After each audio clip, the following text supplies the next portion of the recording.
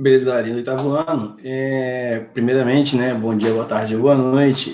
A gente está trabalhando essa semana, galera, a questão da revisão, aproveitando o gancho, que essa semana a gente vai ter, no caso, uma avaliação. Então, para deixar bem claro as coisas, né, para que você possa fazer, realizar uma boa avaliação, né, uma boa prova, eu vou estar passando uma revisão aqui referente aos capítulos que vão cair na prova, o capítulo 3 e o capítulo 4, beleza?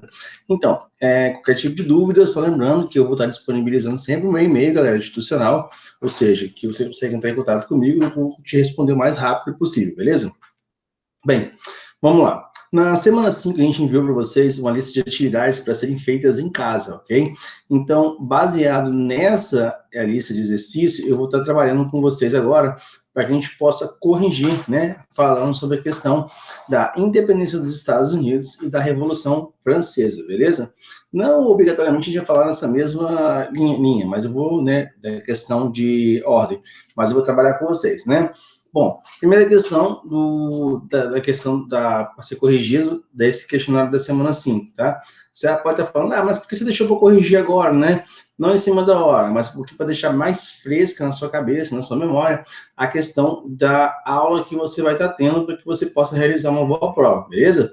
Bom, apresente as principais ideias do que era o terceiro estado e diga quais eram as reivindicações durante a Revolução Francesa. O que você tem que entender aqui, galera? É o seguinte, nesse caso aqui, do que a gente fala, o terceiro estado, a primeira coisa de tudo é saber quem era o terceiro estado. A gente tem que lembrar que a sociedade era uma sociedade que a gente chama de uma sociedade francesa estamental, baseada no antigo regime, onde o rei ele regia todo o processo através de um absolutismo. Então, você tinha, basicamente, três, né, estados. Você tinha o primeiro estado, que era o clero, o segundo estado, que era a nobreza, e o terceiro estado, que era o restante da população. Essa terceira parte, né, chamada terceiro estado, representava aproximadamente 97% da população. Esse terceiro estado pagava muitos impostos. Então, o que eles queriam? Quais as principais ideias do terceiro estado, né? A principal era parar de sofrer com a questão das altas cobranças abusivas em relação ao pagamento de impostos. Queriam que o primeiro e o segundo estado pagassem impostos, queriam uma participação política mais efetiva. Então, essas são algumas das ideias. Tem só essas ideias? Não. Eu listei aqui e coloquei alguma coisa mais para vocês, tá? Lembrando, junto com essa aula que está sendo gravada hoje, galera, tá? Eu vou enviar para vocês o gabarito todo, tá? Dessa resolução aqui que está sendo feita hoje, correto? E também o gabarito referente ao capítulo 4 da Revolução Francesa, beleza? Vamos lá, então.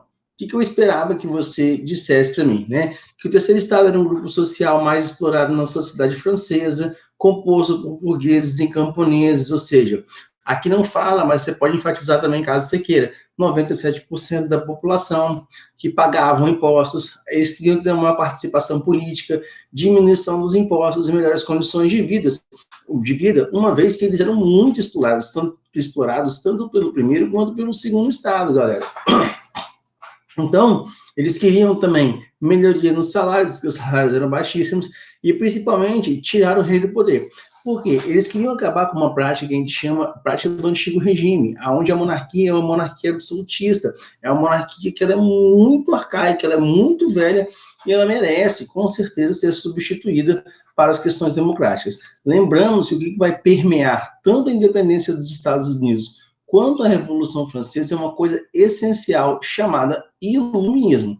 As 10 iluministas elas vão atingir a independência dos Estados Unidos e também vão atingir a Revolução Francesa. Beleza? Questão 2. A colonização inglesa foi marcada por sensíveis diferenças entre o norte e o sul. Quando ele fala norte e sul, galera, é o norte e o sul, né, das chamadas 13 colônias inglesas na América. Eu posso chamar de Estados Unidos? Grosso modo, pode. Mas eu quero sempre que você enfatize saber que são as 13 colônias inglesas na América, beleza? Características diferentes no que se refere ao trabalho compulsório. O que é o trabalho compulsório? O trabalho compulsório é o trabalho obrigatório, né? E os aspectos econômicos. Como se diferenciava, no caso, as questões do norte e do sul? Tem uma setinha, que é a questão de, por exemplo, você ter a questão do sul. O Sul, ele baseava basicamente, né? Basicamente, né? Que redundância. Bom, ele tinha o quê? Como base aquela sigla que eu sempre uso com vocês em sala de aula, o leme, né? Que é o quê? O latifúndio a exportação da produção, a monocultura e toda a mão de obra, o quê? Escrava. Em contrapartida, né, o norte vai ser totalmente diferente dessas políticas aplicadas pelo sistema que a gente conhece também como sistema plantation, que é o sistema do sul.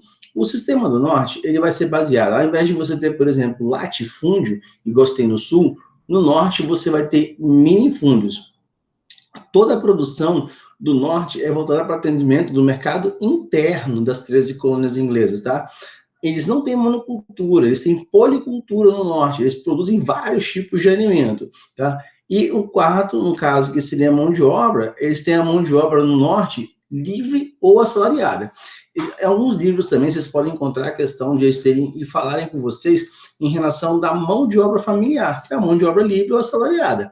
Tanto faz, beleza? Então, essas são as diferenças em relação aos trabalhos e ao aspecto econômico do norte e do sul. E quais são os produtos explorados pelo sul na questão da monocultura? Basicamente dois, o tabaco e o algodão. Tabaco para a questão da fabricação, por exemplo, de charutos, de cigarros, etc. E o algodão para a fabricação de malhas, que eles atendiam principalmente o mercado de venda de inglês, ok? Então, o que eu esperava de você colocar nessa respostinha? Né? A colônia do norte era uma colônia de povoamento, tá? Que tinha mão de obra livre, e já o sul tinha como método das colônias de exploração, com a mão de obra principal escrava, né? Ah, existiam trabalhadores livres no sul? Então, galera, existiam trabalhadores livres no sul, mas sua grande maioria eram o quê? Trabalhadores escravizados. E os escravizados, só lembrando que eles eram oriundos da onde? Oriundos da África, e vinham graças à questão do chamado comércio triangular que existia entre Estados Unidos, as ilhas de Cuba e Bahamas, né, conhecido também como Antilhas, e a África, beleza? Bom, na questão 3, está pedindo para relacionar a Guerra dos 7 Anos, né, que foi entre Inglaterra e França e a independência dos Estados Unidos. A Guerra dos 7 Anos, em suma, foi o quê? Uma disputa em território americano entre ingleses e franceses, principalmente pela parte do norte, ali onde você vai ter a região dos Grandes Lagos dos Estados Unidos, onde vai desaguar aquela famosa as cataratas do Niágara, né, que vai fazer divisão entre, hoje, atualmente, Canadá e Estados Unidos. Então, aquela região ali era uma região que se baseava muito na questão da exploração, tanto de franceses quanto de ingleses, beleza? Essa guerra foi travada, no caso, entre Inglaterra e França, como eu disse, só que a Inglaterra ela contou com o apoio dos colonos, porque os colonos acharam que iam ter algum tipo de vantagem. E a França contou com o apoio, né, também dos espanhóis, que logo que passou essa guerra de 7 anos, a Inglaterra saiu vencedora. Qual o problema? Toda guerra, galera, ela gera um custo muito grande, ela gera uma grana que tem que ser investida violenta. E quando você termina a guerra, você tem que repor esse dinheiro que foi gasto. E como os ingleses fizeram? Os ingleses cobraram, né, altos impostos dos colonos que viviam nas 13 colônias inglesas na América. Isso acaba acarretando, ou seja, forçando o pagamento desses impostos, o que vai gerar uma insatisfação. Porque os colonos ingleses pensaram da seguinte maneira: poxa, a gente ajudou os caras a conseguirem a vencer a França, e mesmo assim eles vão ainda fazer o quê? As chamadas leis intolerantes, né? As chamadas lei do chá, lei do selo, lei do açúcar, obrigando a gente a fazer o que a gente não quer. Então, é uma coisa, tipo assim, né? Um pouco abusiva. O que eu esperaria dessa resposta, né? Você poderia colocar o seguinte, ó.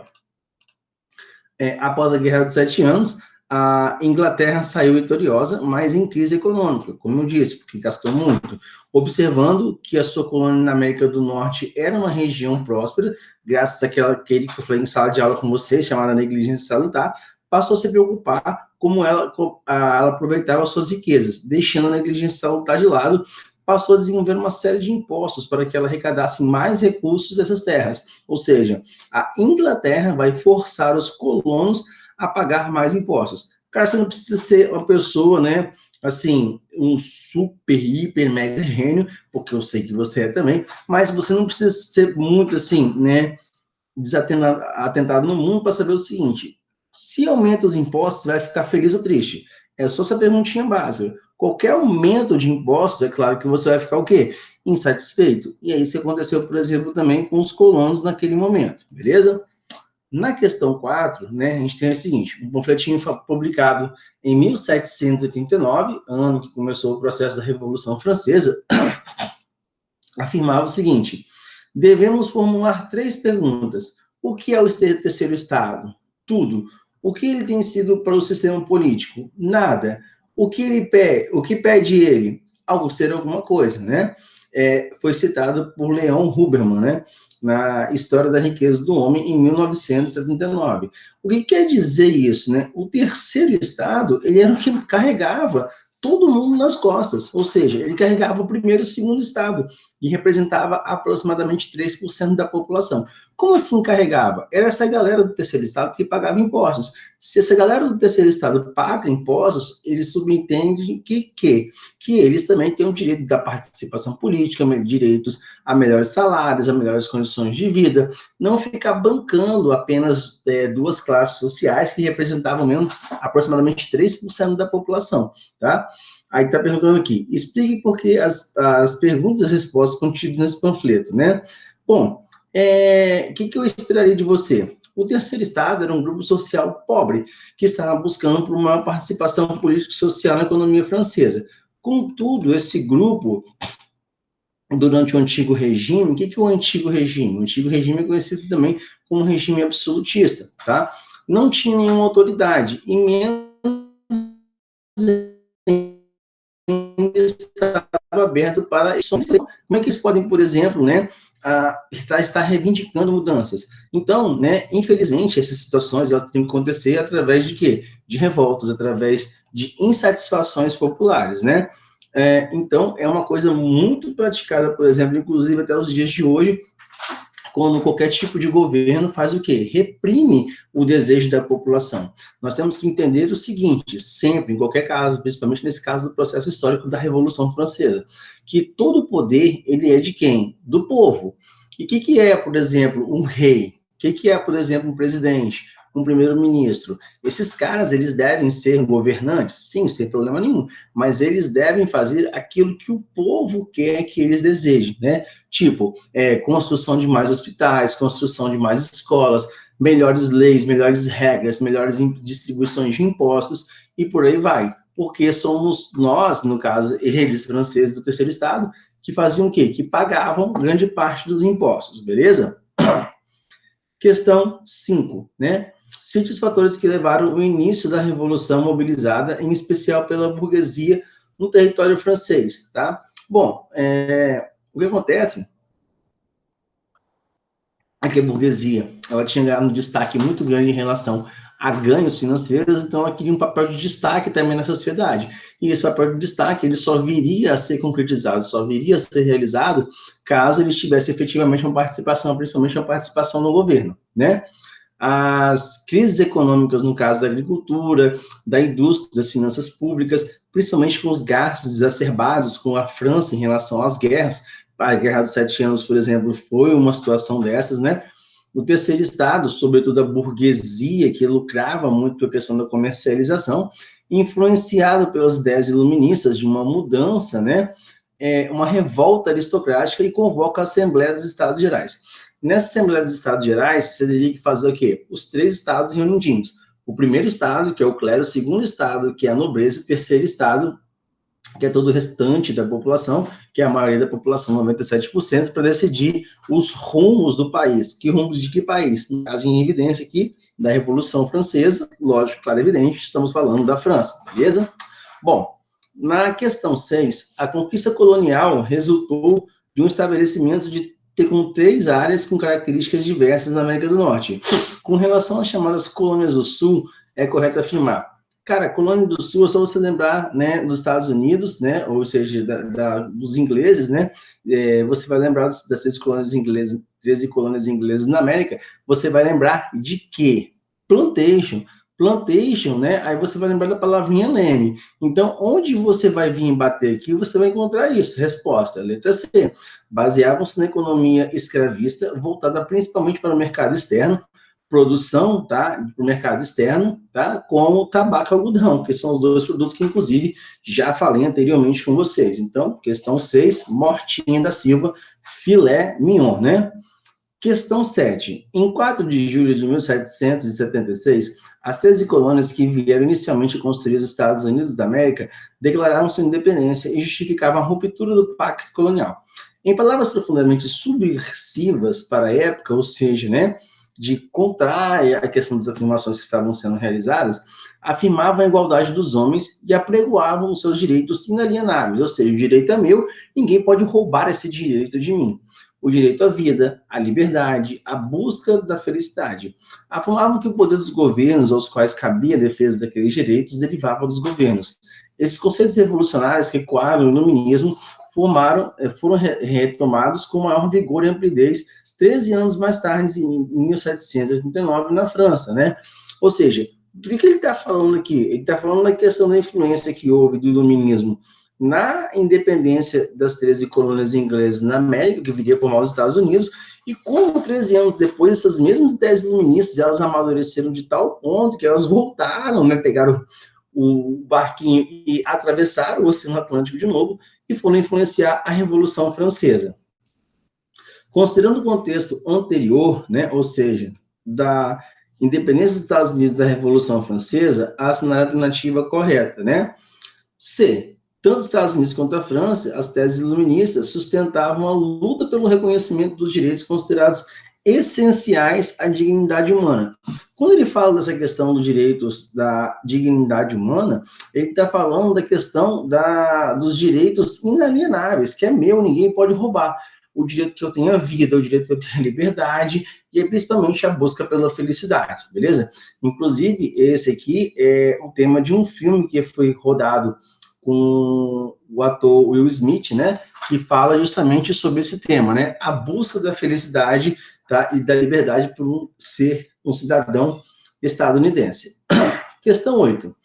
Na produção de cereais, às vésperas da Revolução Francesa de 1789, desencadeou uma crise econômica e social, que se manifestou, né, na ou no, né. Quando estou falando dessa questão da produção de cereais, principalmente na Revolução Francesa, eu tenho que lembrar o seguinte, né?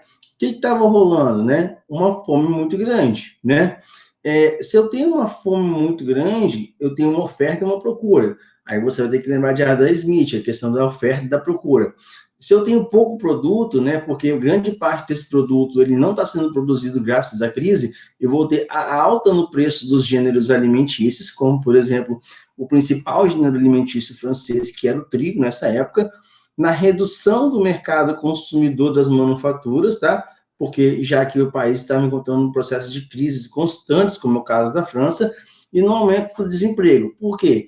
Toda vez que eu tenho um processo de crise, né, é batata, gente, é certo a questão do aumento do desemprego, tá? Porque eu tenho, o capital vai fazer o quê? Né? As pessoas têm grana, elas vão reter essa grana, é muito comum, beleza? Então, questão super tranquila, super de boa para você responder. Na questão 9, a Revolução Francesa iniciou-se em 1789 e estendeu-se até 1799, quando Napoleão Bonaparte assumiu o poder na França com o golpe 18 de Brumário. Esse acontecimento foi influenciado pelos ideais, né? Esses ideais, no caso, que influenciaram, né, o tio Napoleão, foram os ideais do iluminismo, tá? Por quê? Nós temos que lembrar que a França é o berço do iluminismo, o berço do desenvolvimento, tá? Porque aonde é o berço do surgimento de todo o processo? Na Inglaterra, mas ele se desenvolve mesmo, o iluminismo, aonde? Na França, beleza? E questãozinha 10, para a gente fechar essa situaçãozinha na nossa revisãozinha, para você mandar super, hiper, mega bem na prova. Em 1789, o quadro da sociedade francesa era intensa de crise econômica e de grande convulsão social, né? O rei francês, como saída para a crise, optou em convocar os Estados Gerais. Os Estados Gerais eram, no caso, né? Resposta super tranquila, né? Os Estados Gerais era a representatividade de todo o povo naquele momento. Para quê? Para discutir entre os 3 estados, né? E como é que é uma convocação desses 3 estados? A gente chama de uma assembleia. Então, uma assembleia convocada em momentos de crise que reuniu representantes dos 3 estados. Esse representante dos 3 estados aqui, galera, das classes, né? Clero, nobreza e o terceiro estado, que eu costumo brincar e chamar de povão, que vai incluir, no caso, pessoas que faziam comércio na cidade, artesanato, camponeses, servos, vão também incluir os burgueses, então, tanto a alta quanto a baixa burguesia, tá? Para fazer o quê? Para debater soluções. Que tipo de soluções? Galera, a França estava passando por um processo de crise violentíssimo, né? Além dos gastos muito gigantes causados com relação à guerra, você tem também, né, a questão de grandes tempestades em mudanças, o que vai gerar uma menor produtividade, né, de alimentos, principalmente o trigo. Só para você ter ideia, o preço de 1 quilo de pão, né, que é feito basicamente de trigo, custava para os franceses, em média, 1 mês de salário, 1 quilo de pão. Então, a inflação na França, nessa época, estava decolando, o que não é muito legal nesse momento para os franceses, beleza? Galera, eu vou terminando por aqui, tá? Mas qualquer tipo de dúvida que você vier a ter, tá? Eu gostaria que estivesse entrando em contato comigo através do meu e-mail, que eu vou disponibilizar sempre para vocês possam tirar dúvidas, tá? Qualquer tipo de dúvidas, questões, indagações, esclarecimentos ou questionamentos, por favor, entrar em contato comigo, que eu farei questão de tirar essas dúvidas de vocês, beleza? Então, já me despedindo aqui de vocês, beijo e luz, fique com Jesus, e bons estudos para vocês, e arrasem na prova, galera. Valeu!